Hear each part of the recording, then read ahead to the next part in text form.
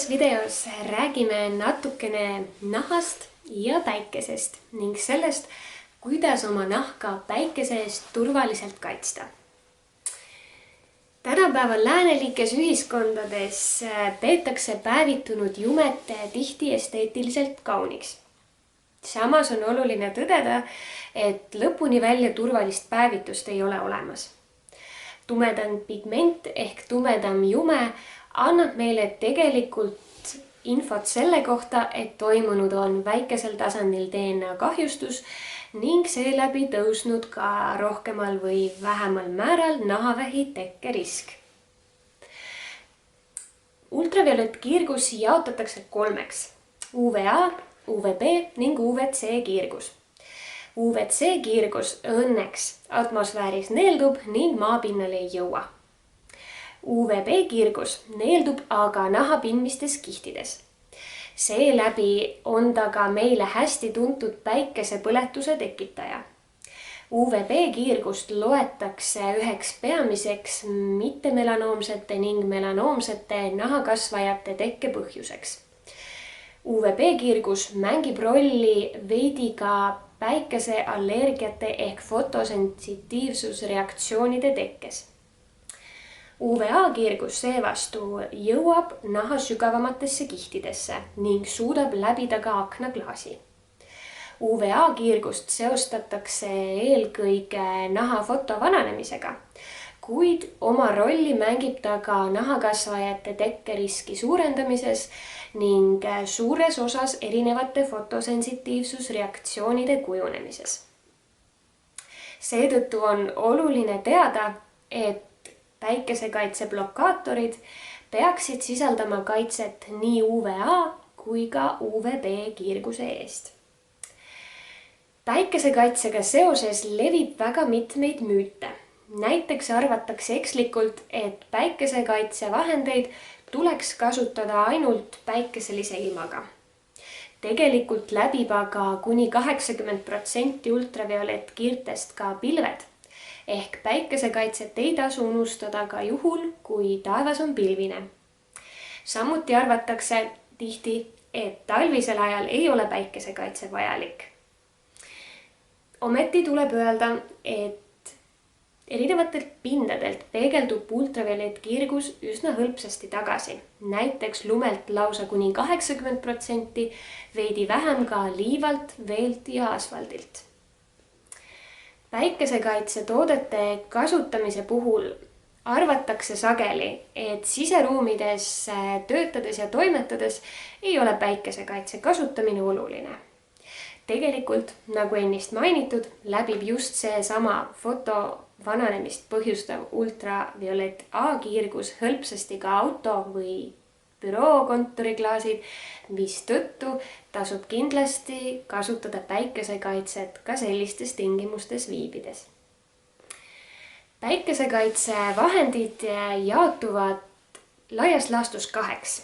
On olemas füüsikalised ning keemilised blokaatorid. Füüsikalised blokaatorid on sisuliselt pulbristatud mineraalid, mis nahas ei imendu. Nad kaitsevad meie nahka päikese eest peamiselt läbi selle, et nad peegeldavad ultraviolettkiirguse tagasi. Kuna nad nahka ei imendu, siis on neid ka üsna lihtne nahalt kogemata eemaldada ja tähtis on neid sageli uuesti peale kanda. Füüsikalised blokaatorid võivad jätta nahale valge kihi, mis võib olla teatud juhtudel kosmeetiliselt veidi häiriv. Samas annab seesama valge kiht meile väga hästi aimu sellest, millised kehapiirkonnad on hästi päikesega kaitstud ning millised oleme kippunud unustama. Keemilised päikesekaitseblokaatorid imenduvad nahas. Enamus apteegi ja poeriiulitel müüdavatest päikesekaitsevahenditest on keemilised blokaatorid. Kuna nad imenduvad nahas, siis võivad nad oma lisaainete tõttu olla tundlikul nahal mõnevõrra rohkem ärritust tekitavad. Samas on tänapäeval apteegis müügil väga palju kontrollitud ja dermatoloogiliselt testitud tooteid, mis sobivad kindlasti ka tundliku naha korral. Erinevalt füüsikalistest blokaatoritest, näiteks tsinkoksiidist või titaaniumoksiidist, ei ummista keemilised päikesekaitse blokaatorid poore ning sobivad hõlpsasti kasutamiseks ka näiteks meigi alla või rasusemal ja probleemsel nahal. Päikesekaitse tootete osas arvatakse sageli, et piisab ka looduslikest vahenditest, näiteks kookosõlist või vaarikaseemneõlist. Tõsi, nimetatud ainetel on olemas väikene ultraviolettkiirguse eest kaitsev blokeeriv toime, kuid tuleb tõdeda, et selline kaitse on isegi meie kliima jaoks neil toodetel väga-väga väike. Ehk ei saa öelda, et need toodet pakuksid turvalist kaitset sinu nahale. Päikesekaitse toodet võiks nahale avatud piirkondadele kanda täiskasvanud inimene umbes 2 supilusikatäit korraga. See tähendab, et tegelikkuses kasutame me oluliselt väiksemaid koguseid. See on üks asi, mille vastu sageli eksitakse.